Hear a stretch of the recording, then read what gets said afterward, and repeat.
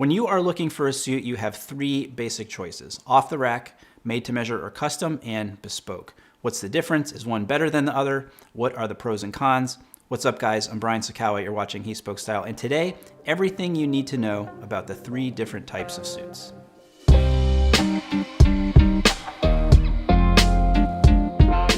So off the rack, made to measure, custom, bespoke. If you've heard these terms before but have no idea what they mean, you are in the right place. If you've heard these terms before, have a general idea but need some guidance, you are also in the right place. I'm going to keep it really simple. I'm going to talk about each type of suit, go over some of the pros and the cons, why you might want to choose one over the other, and finally show you an example of each type of suit off the rack, made to measure, and bespoke from my closet.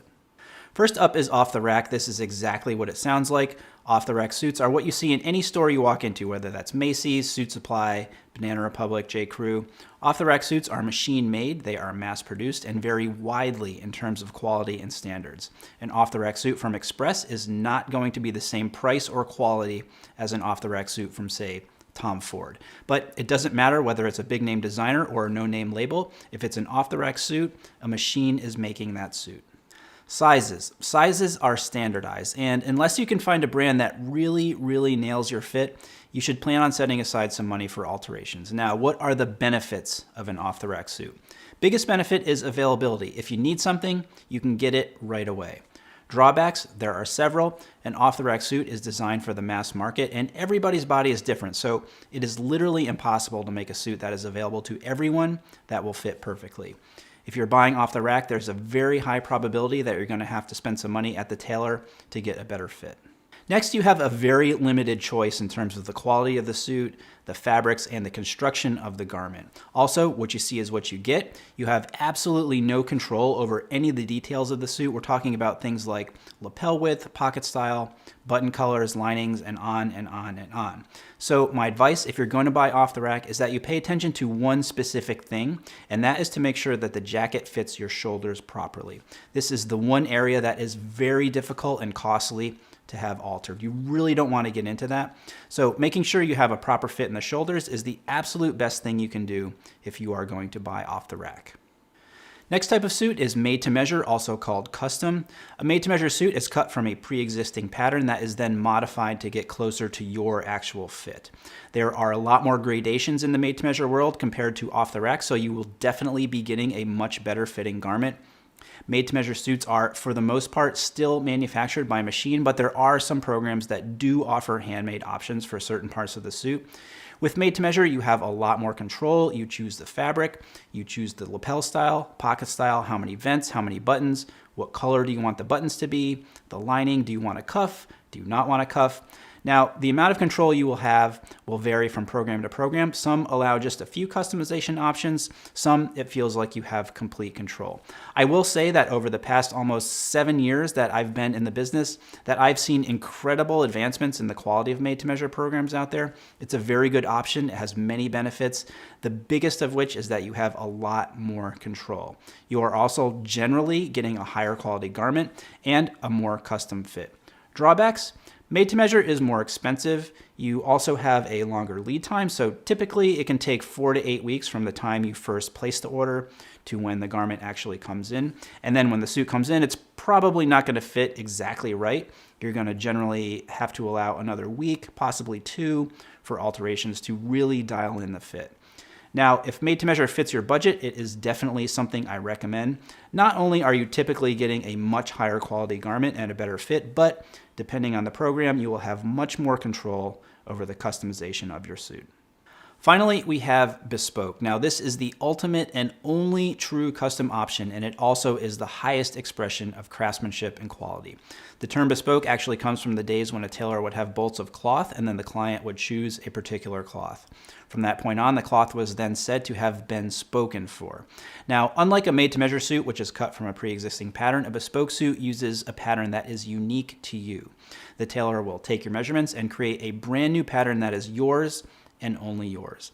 With a bespoke suit, you have complete and absolute control over every single detail. If you want any kind of small tweak or customization, it can be done. Bespoke suits are generally completely made and finished by hand. However, depending on the program, a machine might play a role at some point during the manufacturing process. One thing I would like to also note about Bespoke is that every tailor is going to have some sort of house style. That could be a specific style of shoulder. It could be the way the lapel line sweeps down. And what I would say to that is that if you are doing Bespoke, I think you should cede some control over those stylistic details that are specific to the house that you're working with.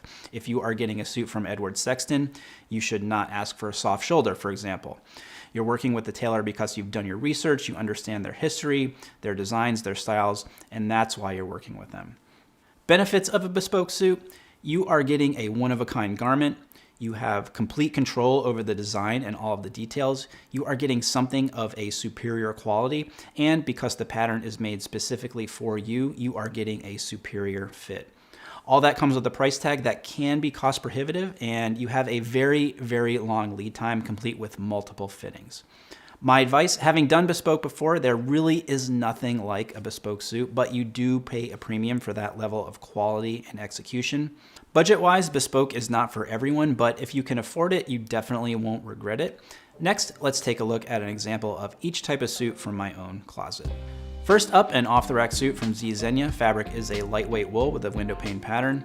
Single-breasted, 2-button notch lapel, flat pockets, double vent, half canvas, belt loops on the trousers, and a plain bottom on the trousers as well.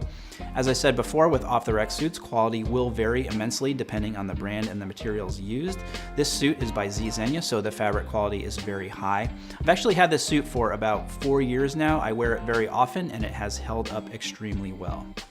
Remember, off the rack equals what you see is what you get, and a few things here I want to point out that I wish I had a little more control over. The lapels at about 2 3/4 inches are a little narrower than the 3.5 inches that I typically prefer. I still think proportionally they look okay, so not a deal breaker.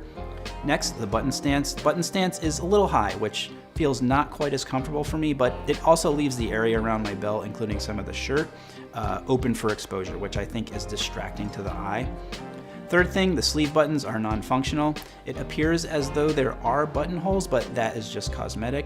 Off-the-rack suits typically do not have working sleeve buttons as an allowance should you need any type of jacket sleeve alterations.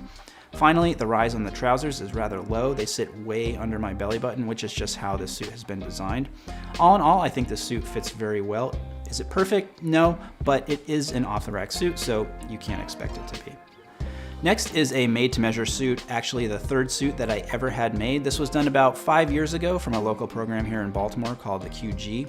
It is in a heavy wool fabric with a great houndstooth or puppy tooth pattern, single-breasted 3-roll 2, peak lapel, patch pockets, 4 buttons on the sleeve with working buttonholes, double vent, full canvas, side adjusters on the trousers, and a 2-inch cuff.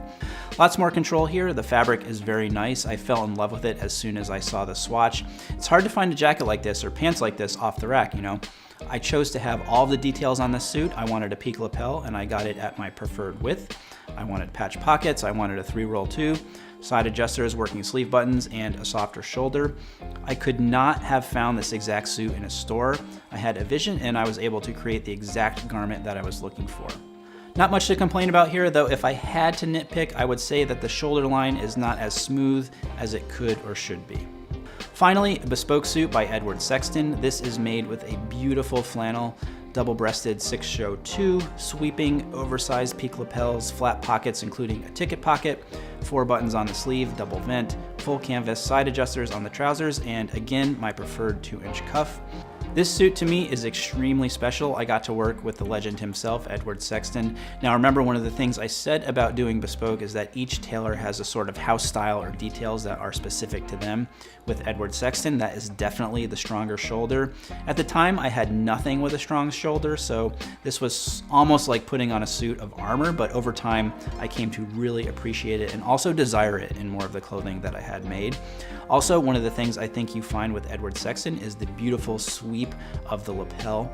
It was great to work with Edward because not only was I open to all of his experience, obviously, but he also took into account my tastes as well, which is why the jacket is a little shorter than he might make for someone else. One area I did defer to Edward was the length of my trousers, which have a full break. I like it. I think it elongates my leg and shows off the drape of the fabric. I did have 4 fittings for this suit, included a basted fitting, and that was just because the attention to detail and commitment to quality was so high. All in all, this suit is such a fantastic suit. All right, so you've got 3 choices: off the rack, made to measure, and bespoke. Now, which one should you buy? My take is that if you are serious about investing in your wardrobe, you should avoid buying off-the-rack suits. Even if it costs a little bit more, takes you more time to save up, if you go with a quality and reputable made-to-measure program, you will get a much better fitting garment, you will get a higher quality garment, and you will have more control, so you know that you are getting what you want. Bespoke is great, but it is very expensive. If you can afford it, I wouldn't stop you. Another thing is that it does take a lot longer to get the finished product. So let me know what you guys think. Any questions you have, leave those down in the comments. Thumbs up if you like this video. Don't forget to subscribe to the channel, and until next time.